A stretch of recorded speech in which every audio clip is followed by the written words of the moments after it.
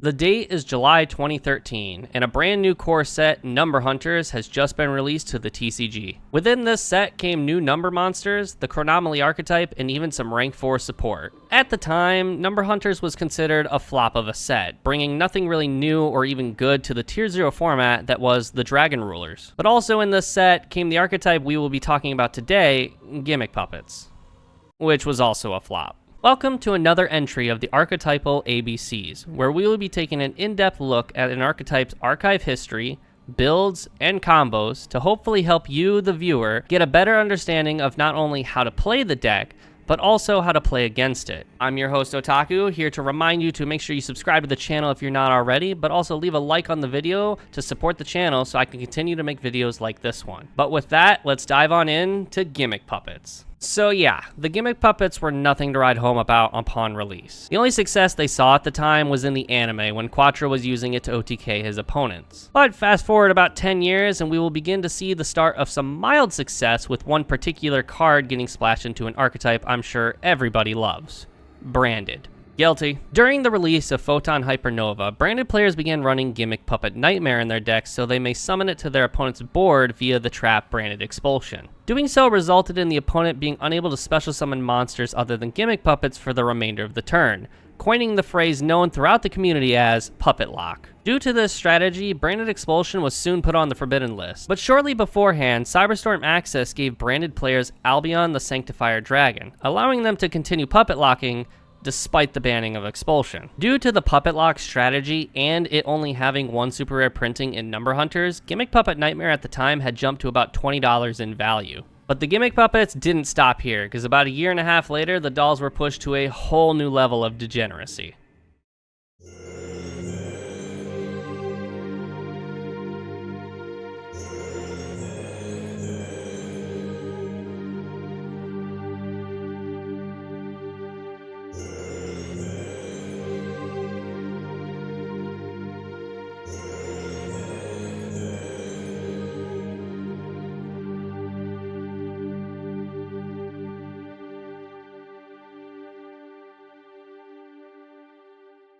In the middle of what many would say was the worst format in Yu-Gi-Oh's history, Infinite Forbidden pushed the scale even further. The set introduced the Fiendsmith archetype, which specializes in pumping out bodies to make link climbing easier or to turbo out rank 6 monsters, causing the engine to be splashed in almost any deck that could fit it. But the set also showed love to a couple other archetypes, ranging from old fan favorites like Madolche to brand new powerhouses like Tenpai. But within all of this came a few support cards for the Gimmick Puppet archetype that gave the deck the ability to consistently FTK an opponent, causing the game to be over before it even began. The gimmick, pun intended, is to have the field spell Mansion of the Dreadful Dolls active on the field, making your Gimmick Puppets unaffected by your opponent's monster effects, allowing you to be, for the most part, uncontested when burning your opponent for 9k damage on turn 1. Now let's take a look at 2 builds and even the combos of the deck to get a further understanding on how to perform this FTK, but also how to prevent it from happening to you. So we're going to be taking a look at 2 different builds for the Gimmick Puppet archetype. The first one is going to be my own personal build that I run at locals, the pure Gimmick Puppet build. Whereas the second build is going to be the NAWCQ Top 64 build of the Gimmick Puppet Horus that was piloted by Kyler Price. We're going to start with the pure build. We of course have our non-engine of 3 Ash Blossom Joyous Spring, 2 Droll and Lockbird, 2 Ghost Mourner and Moonlit Chill, 3 Nibiru, 2 of the Triple Tactics Talents, and we have 3 Imperm and 3 Crossout Designator and 1 Called By. We want to make sure that all of our cards are kind of resolving, and we want to make sure we're running most of the interruption because we won't always open the field spell. So Crossout Designator and Called By kind of try and protect us from a lot of that stuff. The big one here, of course, is going to be Droll and Lockbird, and as you can see, even in the side, Dimension Shifter. I didn't put the side because my side's always changing, but we'll talk about more of a side deck for Kyler Price's build.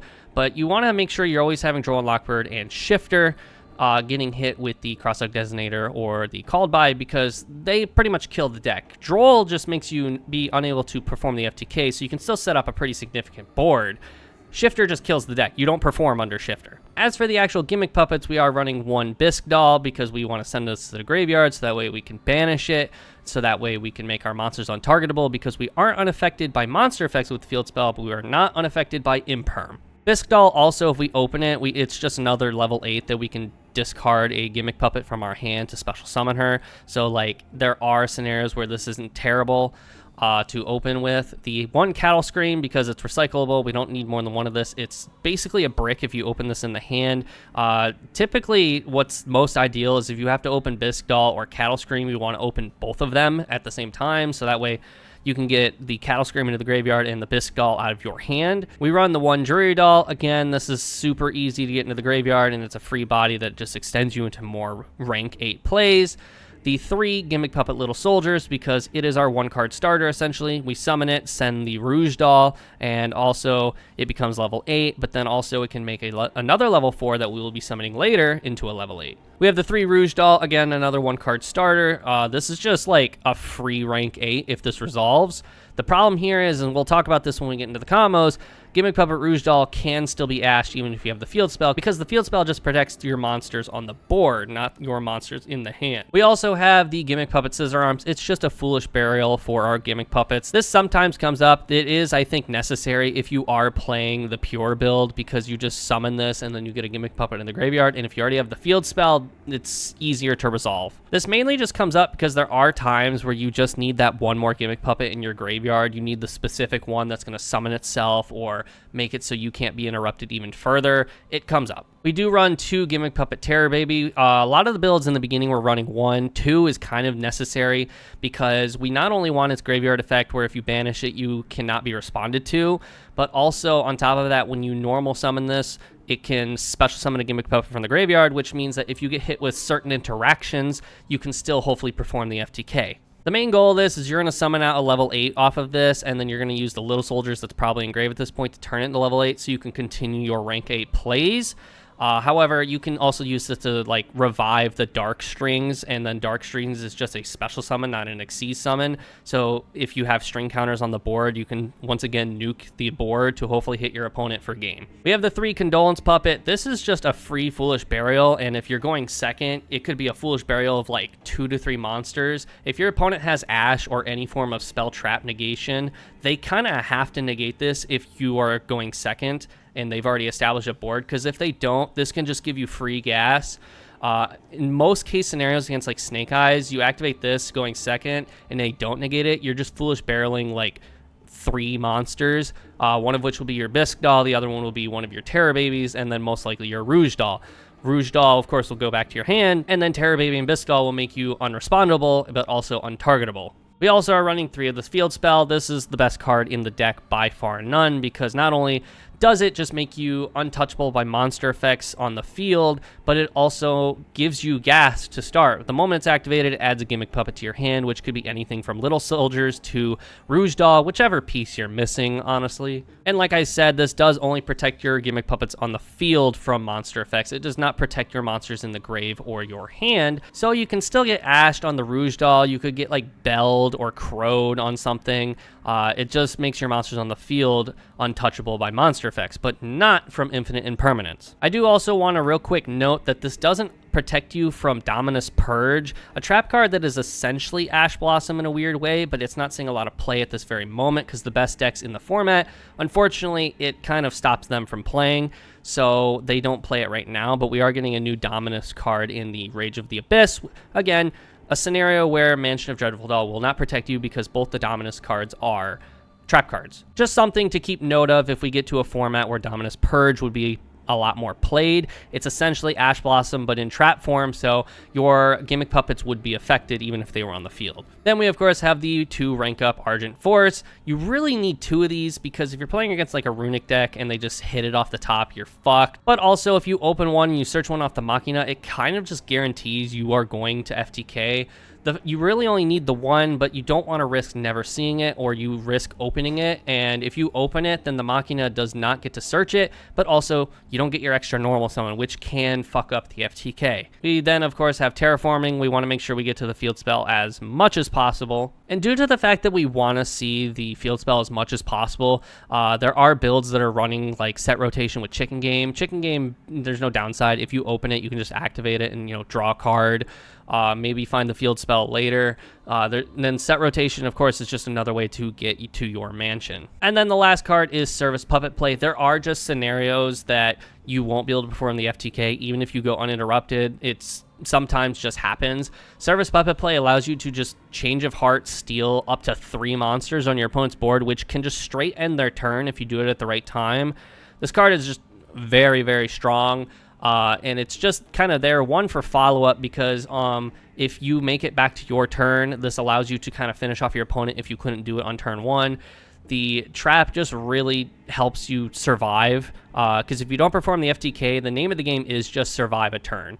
And a lot of that is helped by the field spell. Mansion makes it so your Gimmick Puppets also can't be destroyed by battle. So if you're just sitting on a bunch of 3k beaters, which is what a lot of the Xyz monsters are, so you end on the field spell on like 2 3k beaters plus the trap, you're able to steal up to 2 monsters on your opponent's board, and you have monsters that can't be destroyed by battle, and they're unaffected by non-Xyz effects. As for the extra deck, it's going to look exactly the same no matter what Gimmick Puppet deck you are playing.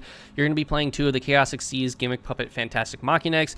This is just another form of burn. If you end on this and you don't end your opponent, this can threaten them, because if they summon something too big, it could be the end of the game. But also, it just gets you the trap, which is what you kind of need if you cannot finish off your opponent. 2 of the Gimmick Puppet Fantastic Machinax, the original one. This card's really powerful because it searches the rank up magic, but also it can revive itself from the graveyard when you summon a Gimmick Puppet Xyz, so that way you can add the Argent back to your hand from the graveyard, allowing Argent to be used up to 3 times in the same turn. We then have Gimmick Puppet Gigantes Doll. There are just scenarios where you want to reveal this. Since it is a rank 4, you can reveal this off of the Rouge Doll to summon out like the little soldiers to dump something, so that becomes a rank 8 or a level 8.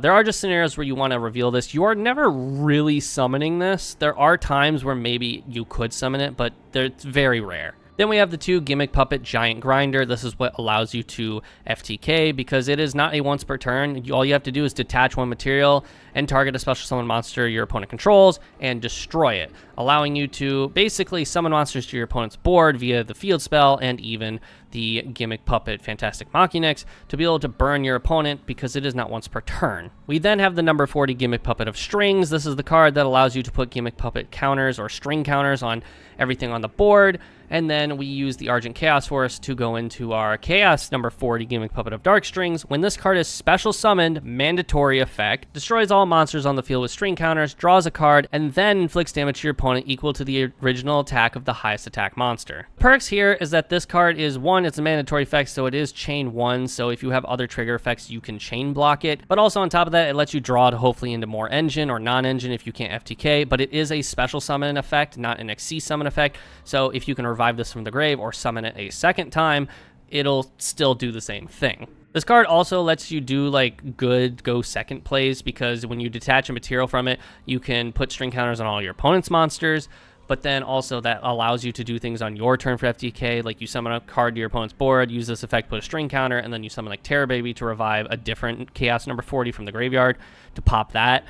There are a lot of plays that can be made with this card alone. We then have the Chaos number 15 Gimmick Puppet Giant Hunter. This is very niche. It does come up at times, but it is a once per turn detach pop a card, and if it's a monster, you deal damage equal to its attack. This is good because it's any removal. It's not just monster removal, so if you're going second, you can use this to get rid of a very pesky continuous trap, spell card, or field spell. But on top of that, if your opponent's really low in health, you can just use this to kind of wrap up the game if the game gets back to you. And then for our last Gimmick Puppet, we have Gimmick Puppet Chimera Doll. This lets you essentially just make further extension. This will get you a Gimmick Puppet to your hand that you will end up normal summoning off the second normal summon from Fantastics. But also, this could just get a Gimmick Puppet in the graveyard. It is a once per turn, but it does come up very much in the combo. And then on top of that, we have the number 68 Sonophon the Sky Prison. This is the only Gimmick Puppet that's not in the deck, because the deck hard locks you into Gimmick Puppets at a lot of different turns, but there are scenarios where you cannot get locked and you get interrupted, so you can't perform the FTK. So you just kind of go into Sonophon and use its effect, because it makes it so monsters until the end of your opponent's next turn cannot be summoned from the graveyard. It helps, especially in the current format like Snake Eyes, where they are summoning from the graveyard off Flameburge effect. So Flameburge is not 3 bodies in of itself.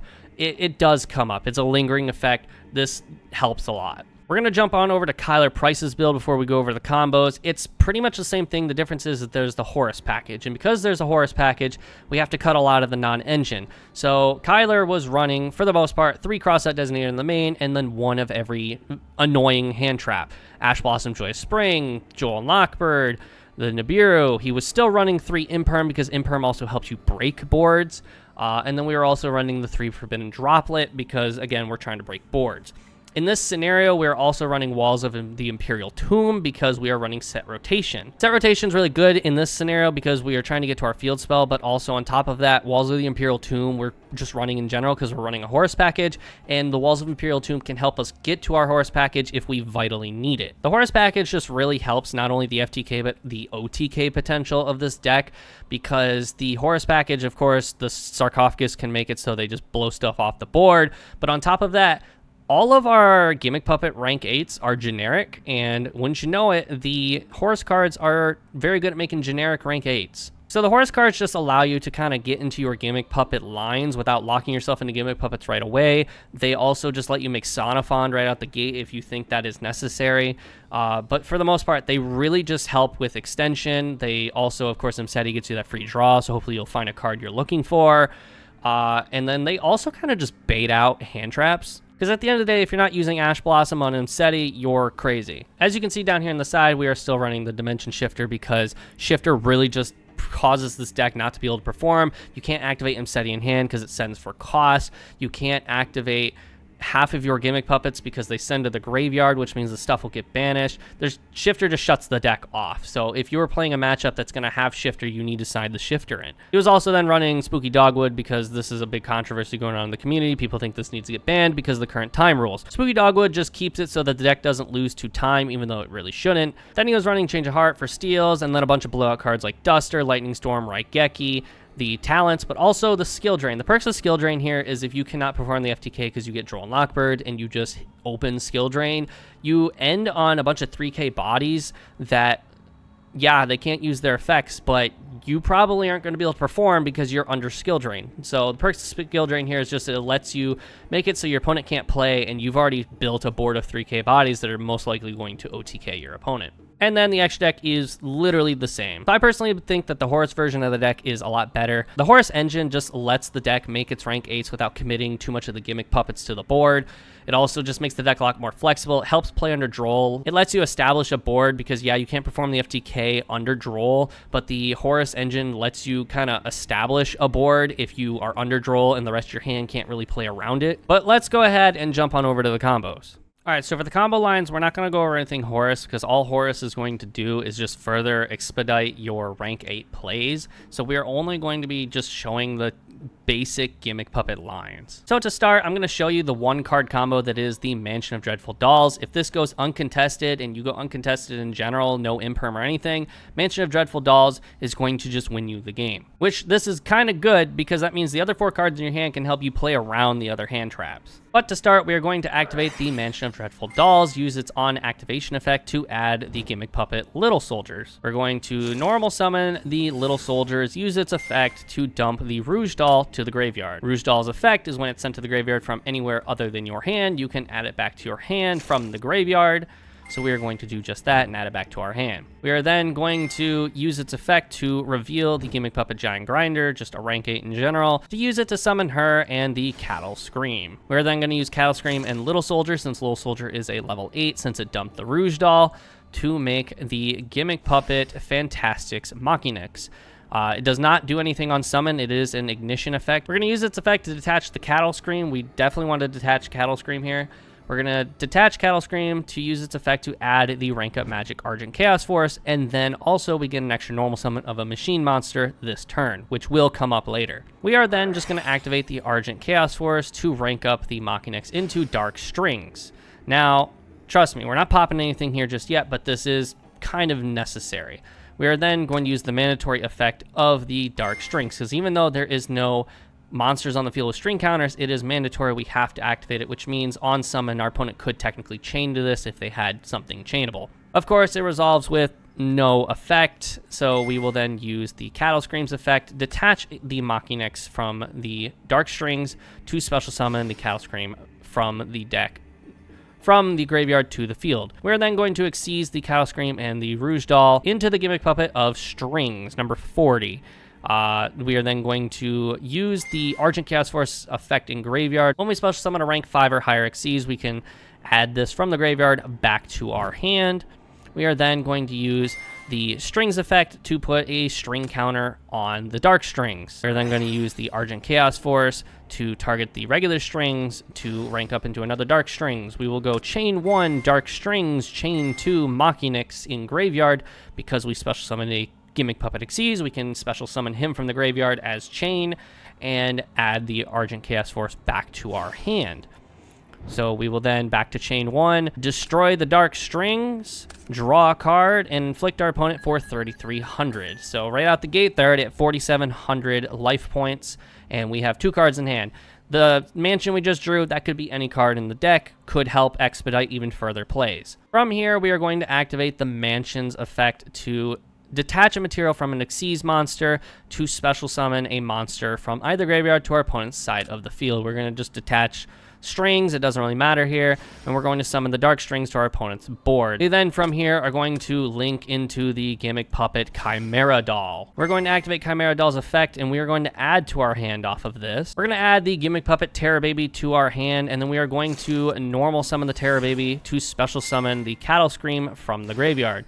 We're going to use Little Soldiers targeting the Terror Baby to make it a level 8, and then we are going to Xyz summon into the Gimmick Puppet Giant Grinder. We're going to use Giant Grinder's effect to destroy the Dark Strings, hitting our opponent for another 3,300, leaving them at 1,400 life points. We're going to use Argent Chaos Force to special summon the Chaos Machinax from the extra deck, and on summon, we are going to use its effect to add the trap card to our hand. So we've added the trap card to our hand, but it's irrelevant because we do have game here. We are going to use the effect of the Machinax, detach the Giant Grinder to special summon the Dark Strings to our opponent's board. And because a monster was special summoned to our opponent's board, we will use Machinax's second effect to target and destroy, hitting them for half of the special summon monster's attack. Half of 1,300 is 1,650, meaning we are 250 over the budget, and our opponent loses the game. All right, so let's say we open the Mansion, but we are trying to play around some hand traps. Obviously, once the Mansion is on board, it's a little bit less likely that our hand traps on our opponent's side are going to affect us all that much, but it does matter. Now, of course, we only have Mansion and Condolence Puppet in our hand, but let's assume the other 3 cards are non-engine. There's no other Gimmick Puppets in our hand. What this implies is that essentially, if we get ashed on the Mansion, we're in trouble. Most people don't ash the Mansion. They try to ash the Rouge Doll because that's where the extension lies. However, some people do ash the Mansion, and in this particular case, that would hurt a lot. But what we're going to do is we are going to activate the Mansion, and we are going to use its on-activation effect to add the Rouge Doll. We could get drolled here. If we get drolled here, then we just try and set up a good, strong board that doesn't, get OTK'd. From here, though, if we only have Rouge Doll in our hand, we're in trouble. And our opponent should know at this point, if we're adding Rouge Doll, we either have Little Soldiers in hand or we don't have it at all. Meaning our next play matters. So we're going to activate the Condolence Puppet here, and we're going to use its effect to Foolish Burial the Terror Baby. The reason we're doing this is because we want to make sure Rouge Doll resolves, because if Rouge Doll gets ashed here, then we just kind of scoop the hand, because all we have is 3 other non-engines in our hand. So we're going to use Terror Baby as a graveyard effect, banish it for cost, make it so our opponent cannot respond to our Gimmick Puppet monsters. We are going to use the Rouge Doll effect, reveal the Gigantes Doll, so that way we can special summon her and the Little Soldiers. We are going to activate Little Soldiers effect. Now, we are in threat of Imperm, technically. Imperm hurts here because we can still be targeted. However, thanks to Terror Baby, our opponent cannot respond to our Gimmick Puppet monsters. So we are free to resolve Little Soldiers since it is a trigger effect, but our opponent can still Imperm in an open game state. We're going to use the Little Soldiers to dump the Cattle Scream. Cattle Scream's just free extension. It's going to help us still expedite some plays. The problem here is that we are still going to struggle with FTKing. We will not be able to FTK in this position, but we are trying to set up a strong board. We are sitting on 3 non-engine, 3 hand traps per se. So as long as we can end on a strong board that can still interrupt with what's on the board, and then we have 3 hand traps, we can maybe make sure our opponent can't play. From here, we are going to Xyz summon into the Fantastic Machinix. We can get impermed here. If we get impermed here, that's just unfortunate. Happens. We can still make some sort of extension. We're just going to be struggling. But we will use the Machinix here to detach the Rouge Doll. This is important that we detach the Rouge Doll to add the rank up magic. Rouge Doll, because we haven't used its graveyard effect yet, since we detached it and it hit the graveyard from anywhere other than the hand, we will use its effect to add itself back to our hand. From here, we will use the rank up magic to make the Chaos Machinix. Machinix's on summon effect is going to add the trap card, so that way we have some sort of plays on our opponent's turn. And then we're going to use the Machinix here because we know we can't FTK, but we're trying to get some chip damage in. We're going to use the Machinix to detach the other Machinix, special summon the Cattle Scream to our opponent's board, and then we're going to, on resolution, pop it, burn them for 1,000 since it is for half. From here, we are going to use the Cattle Scream, detach, summon. We are going to link 2 into the Chimera Doll.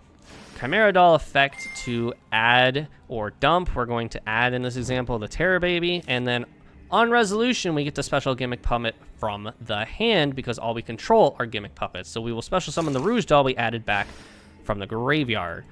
We will then normal summon the Terror Baby, use the Terror Baby effect to special summon the Machinix from the graveyard. I have a reasoning for this, and the reasoning is Argent is only when special summon, not Xyz summon, so we can add the Argent back to our hand off of this. We will then use the Argent to rank it up into the Dark Strings, mandatory Dark Strings effect. We're not doing anything here with this. We will then go the field spell, detach the Machinix to special summon the Chaos Machinix to our opponent's side of the field. We will then go Little Soldiers, turn the Terror Baby into a level 8, and then we will Xyz summon into the Giant Grinder. We will then go Machinix, effect, Engrave, special it to our opponent's field. A lot of people don't realize this. You can special it to either field in defense position and add the rank up back to hand. We will then go Giant Grinder effect, pop both of those monsters, hit our opponent for 4,600 damage, leaving them at 2,400. Still a lot of life points, not in an ideal scenario, but then we'll go the rank up into the Chaos Machinix, so that way we can hopefully burn our opponent a little bit more on their turn. The problem here is that to kill them, they would have to summon a 4,800 monster. Not likely unless you're playing against Memento. But we will set the trap, and then so from here we have a pop, so we can use this to hopefully disrupt our opponent, pop like the ideal scenarios, like they summon the moon, the closed heaven or whatever, and you pop it before they can go into Fiendsmith combo. And then if they're playing Snake Eye, you use the trap to hopefully steal monsters so they can't further make plays into their just BS.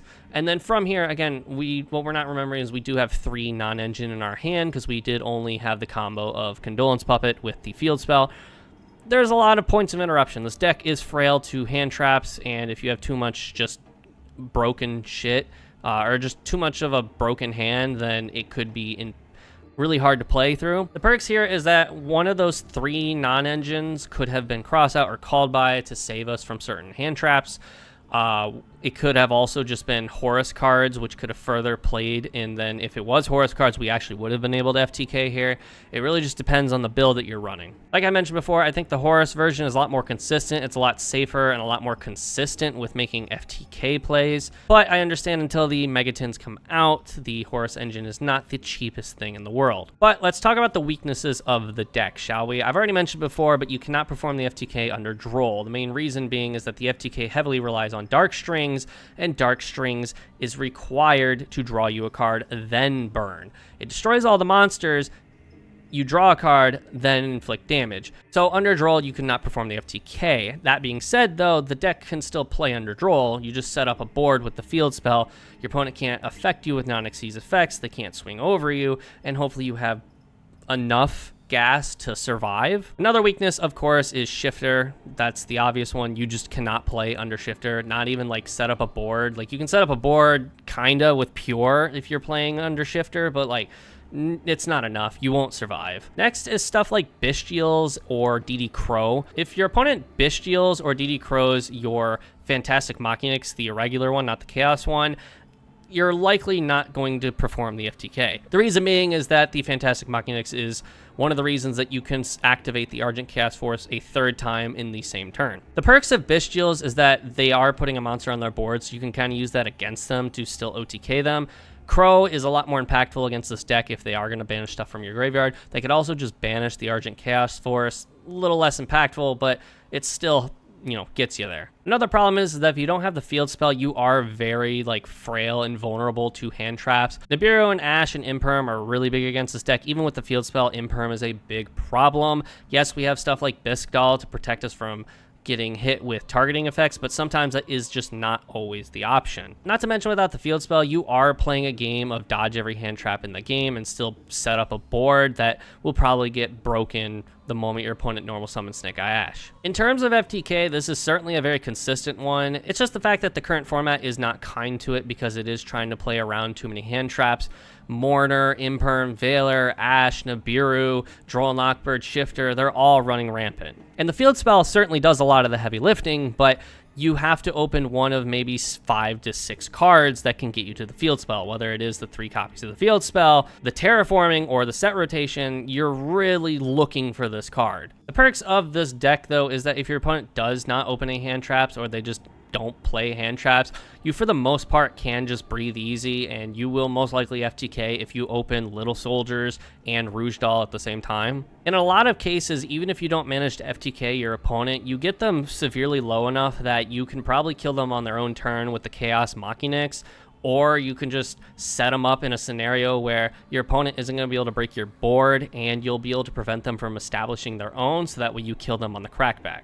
Another major perk of the deck, too, is that because they are all 3K beaters, and if you're playing the Horus engine, it makes it easier to establish this board. Breaking boards is very easy in this deck. Even Condolence Puppet, you're playing into a fully established board. They either have to negate it, or you're getting a bunch of Gimmick Puppets into the graveyard that can further benefit you into establishing your own board. Not to mention, it's incredibly convenient that the deck has its very own Raigeki. You just put string counters on everything with Gimmick Puppet of Strings, and then you rank up into Dark Strings to nuke the entire board. So if your opponent can't respond because you have Terror Baby active, you're just blowing up their entire board, and then most likely going into battle phase and just killing them because you just have an open board to swing into at that point.